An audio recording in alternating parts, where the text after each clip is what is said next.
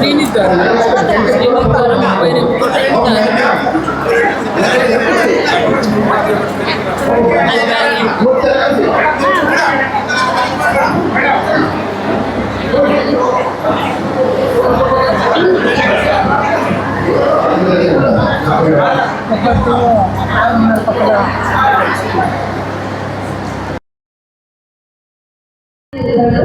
అంతమంది మనకు ఒకసారి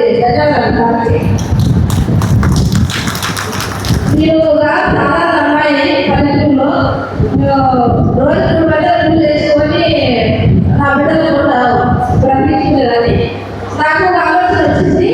ఇట్లా అన్ని మీటింగ్ పెట్టారు.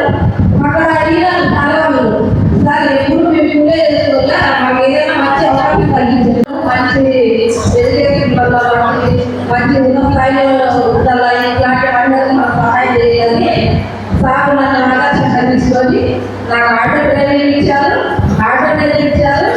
అదేవిధంగా ఇంత మంచి అవకాశం కల్పించారు. ఇప్పుడు నేను రోజు 400-500 సంపాదించుకుంటూ నా పిల్లలు బీటెక్ చేస్తున్నాడు. నాకు డిగ్రీ చదివిస్తున్నాను, బాబు జిల్లా చదివిస్తున్నాను. ఏ రోజు చాలా మంది ఆటో ఫీల్డ్లో వచ్చినప్పుడు చాలా మంది సంస్థలు చేశారు. నువ్వు ఆటో చదువుతావా, నీకు ఆటో అవసరమా, నువ్వు ఒక్కొక్కగా ఒక్కొక్కటి ఇలాంటి అవసరమా, చాలా మంది ఫీల్ చేశారు. మీరు అప్పుడు ఏమనుకుంటారంటే ఒక మనిషి ధైర్యంగా ఇంట్లో పనిచేసేటప్పుడు ఇల్లు అంటే సొసైటీ ఏం తెలుస్తాను అప్పుడప్పుడే వచ్చాను. తెలియదు నాకు ఇంట్లో మాట్లాడతానంటే ఎవరో ఇంటిగా పెట్టేశారు. ఇది అందరూ ఏదో కొడుకొచ్చారు మాట్లాడుతున్నారని చాలా బాధ అనిపించింది. మళ్ళా నా కొడుకు ఏమన్నారంటే ధన 10th క్లాస్ ఉంది కదా, ముందు బాగా చదువుకోవాలి నువ్వు అంటే వాడు మాట్లాడాడు. అమ్మా వచ్చే సంవత్సరం 10th క్లాస్ కదా, ఇప్పుడు కాదు కదా, ఇప్పుడు మనం ఏం చేయాలో అదే చేయాలమ్మా, నీకు 10th క్లాస్ అప్పుడు అడుగుతుంది నన్ను అడిగాను. ఈ అప్పుడు ఆలోచిస్తాను నేను ఆటోలో ఇంటిగా పెట్టినట్టు కదా, నాకు ఏదో వాళ్ళు సహాయం చేశారు కదా, దీని మీద ఆధారపడకల్లా దీని ఆటో ఇంటిగా పెట్టినట్టు కదా, ఫీల్డ్ ఏమైతే అది కానీ ఏదైనా ఎదుర్కో ఎట్లయితే కానీ కానీ ధైర్యంగా ముందుకు వచ్చి ఈరోజు ఆటో కలుగుతుంది. ఈ స్టేజ్ ఎక్కాలంటే మీ అందరికీ అవకాశం అందరికీ ఎంతమంది ఉన్నారు? ఈ 6 మండలాల్లో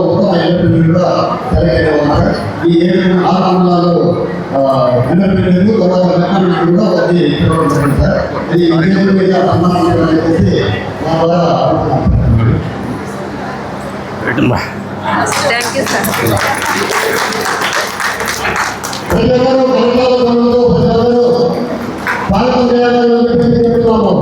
తరా అబ్బా వస్తారా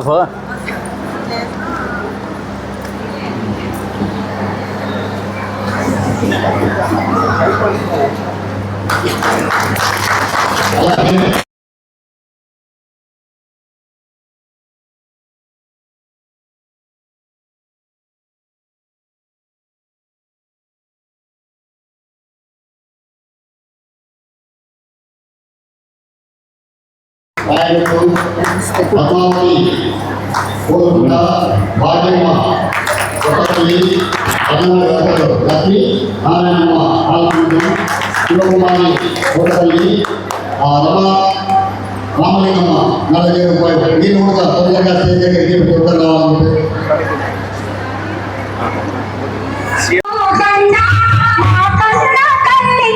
మంగళ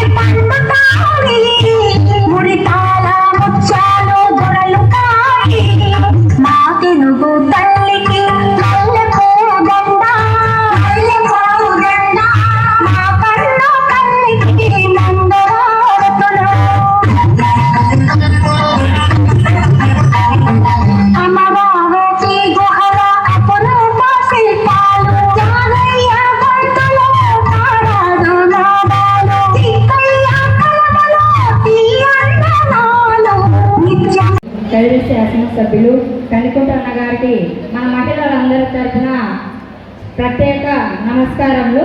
ఇప్పుడు మనమందరూ చెయ్యి ముందుకు చాపి జెండర్ ప్రతిజ్ఞ పలికిస్తాము. దయచేసి అందరూ పలుకండి. జెండర్ ప్రతిజ్ఞ.